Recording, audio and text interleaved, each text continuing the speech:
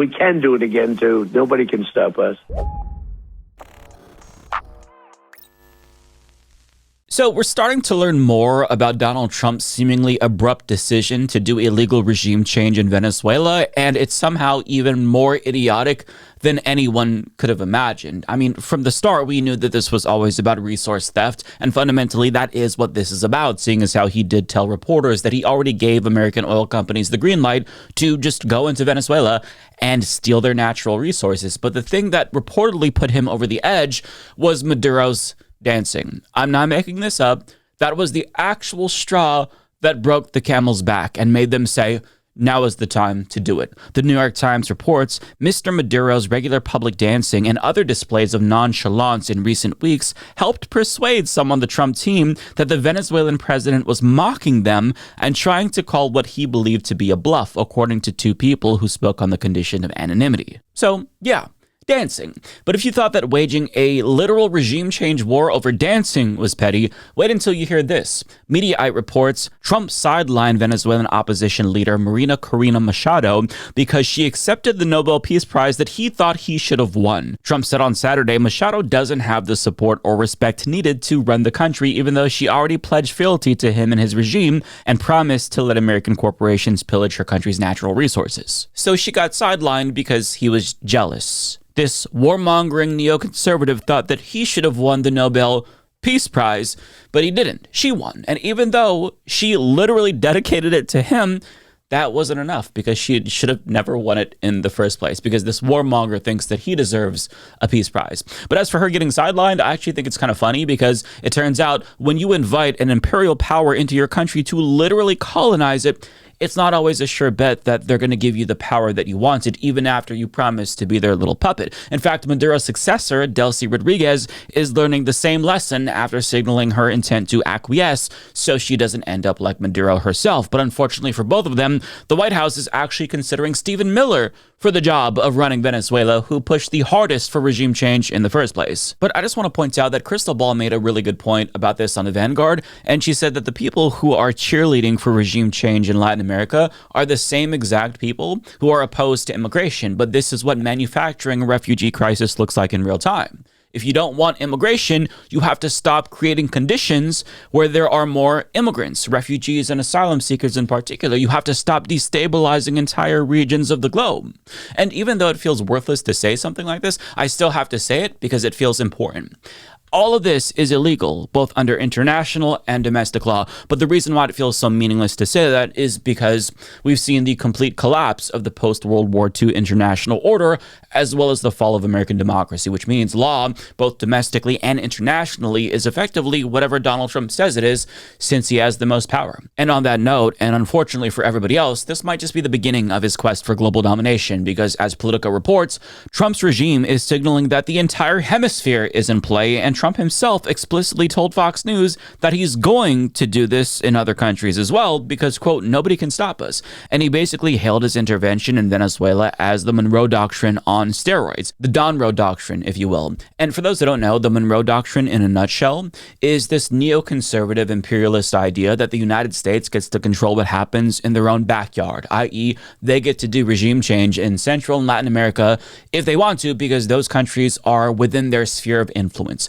Now, that same rule obviously doesn't apply to other countries, as evidenced by the fact that the United States opposes Russia's invasion of Ukraine, and they would oppose a Chinese invasion of Taiwan. So when we talk about, the Monroe Doctrine, this is just something that the United States gets to do. When we talk about the global sphere of influence, it basically means the entire world, because might makes right. The United States is the strongest military in the world, the largest economy, so they get to just do whatever they want with impunity, and nobody else can say anything. Otherwise, they get their wrath as well. And throughout our history, we've attempted regime change more than 50 times in our own, quote, backyard to varying degrees of success. Here's just a quick glance at the Monroe Doctrine in practice, courtesy of this Twitter user. And even though Trump is a compulsive liar, I do think that this is one of those rare instances where he's actually being honest about his imperialist ambitions. I mean, the day before he invaded Venezuela, he was threatening to invade Iran again, and now there's inklings about him potentially doing regime change in Iran. And the day after he invaded Venezuela, he was threatening to invade Mexico. And shortly after that, he doubled down on his threat to steal Greenland from Denmark, while simultaneously laying the groundwork for regime change in Colombia as well. But I mean, don't take it from me. Let's hear it straight from the horse's mouth. Now, we have a very sick neighbor. It's not a neighbor, but it's close to a neighbor. And that's Venezuela. It's very sick. Colombia is very sick, too, run by a sick man who likes making cocaine and selling it to the United States. And he's not going to be doing it very long, let me tell you. What does that mean? He's not going to be doing it very long? He's not doing it very long. He has cocaine mills and cocaine factories.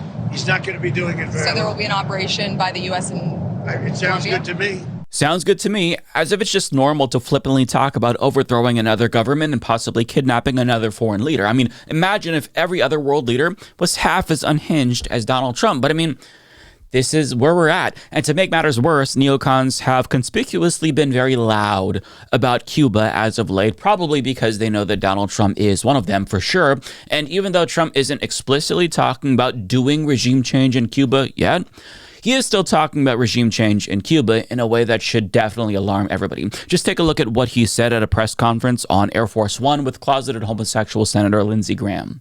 And as to this commander-in-chief, he did something people talked about doing. You just wait for Cuba. Cuba is a communist dictatorship that's killed priests and nuns. They've preyed on their own people. Their days are numbered. We're going to wake up one day, I hope in 26, in our backyard, we're going to have allies in these countries doing business with America, not narco-terrorist dictators killing Americans. This is a big frigging day. And everybody in the world is thinking differently than they were just a few days ago because of what you did. Cuba is ready to fall. You know? Yes. Cuba looks like it's ready to fall. I don't know if they're going to hold out. Was there a final But straw? Cuba now has no income. They got all of their income from Venezuela. Are you considering U.S. action in Cuba? We're not. I think it's just going to fall. I don't think we need any action. It looks like it's going down. It's going down for the count. You ever watch a fight? That was disgusting for a number of reasons, namely because it was probably the first time that Lindsey Graham was able to get an erection in months, and it probably almost rubbed up against Donald Trump's bruised hand, which would have been very awkward and unfortunate. But, you know, war perversion aside, you see the threat, don't you? If not, let me decode what he said for you. So when Trump says we don't have to do anything because the regime is going to fall, that's CIA speak for we're doing something to get the regime to fall. We're sowing the seeds of destruction as we speak.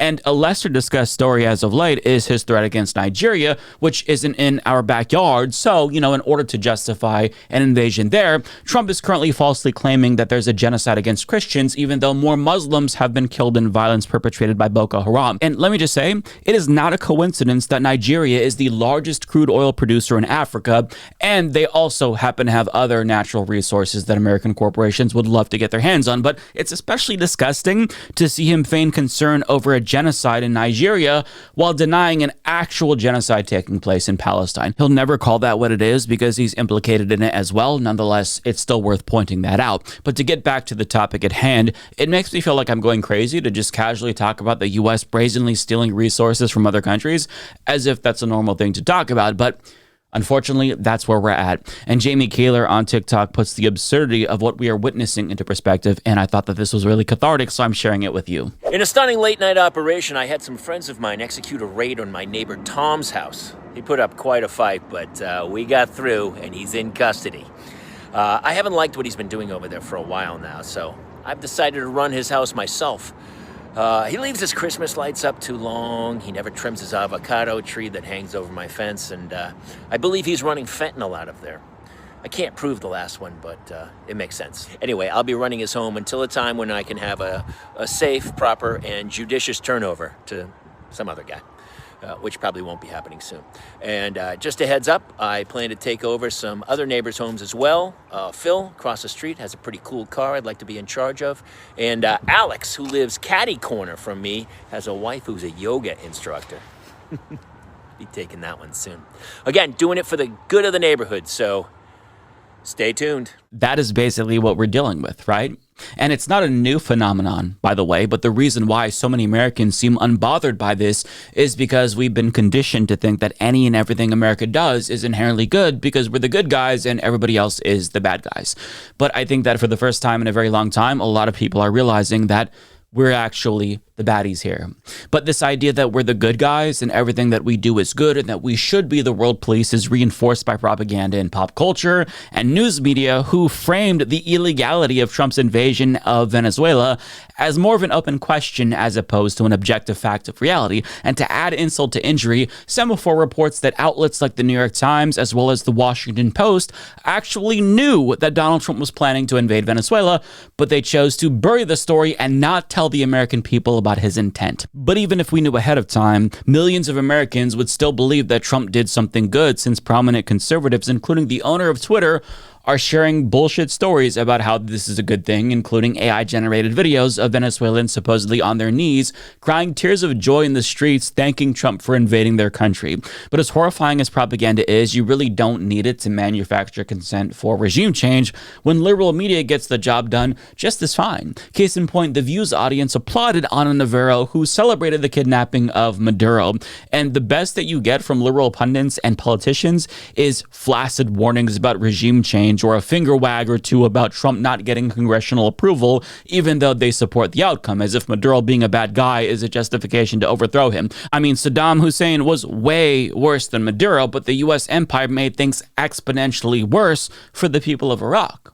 Not to mention, there's no such thing as a humanitarian war, so whenever politicians claim that like this is for the good of the people, it's a lie. Just automatically assume it is a lie. But despite all of the propaganda, still Americans are wise enough to disapprove of most regime change wars, at least tepidly, right? But I think that tepid disapproval isn't enough. They should vehemently oppose regime change wars. But the problem is that nonstop propaganda keeps the masses sufficiently pacified, so their tepid disapproval never translates into mass mobilization in the streets. And even if they were as angry as they should be, there's functionally no opposition party to harness that anger for political purposes. I mean, Chuck Schumer, who's supposed to be the leader of the Democratic Party, is pretending to be against what Trump did, even though he criticized Trump in 2020 for not doing regime change in Venezuela. And the party's rising stars are no different. As Ro Khanna points out, the silence from many media-hyped 2028 contenders today is shocking. If you cannot oppose this regime change war for oil,